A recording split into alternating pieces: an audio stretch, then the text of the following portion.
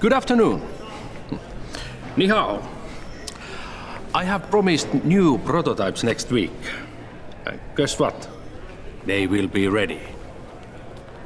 Yes. Thank you. Okay. Goodbye. Kyllähän niitä uusia tuotteita tulee, kun meikäläinen niitä hoitaa. Mutta saisi kyllä vähän kohtelussa näkyä paremmin tämä innovaatioiden odottaminen. Viime viikolla soittelivat ja kyselivät vähän toisen alan hommiin. Ylittäjät saisi pitää vapaina.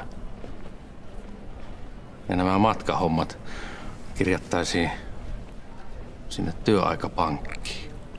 Ja päteville olisi pestiä. Seuraavalla kerralla saatan vaikka lähteäkin. Metsäalalle saisivat sen työehtosopimuksen.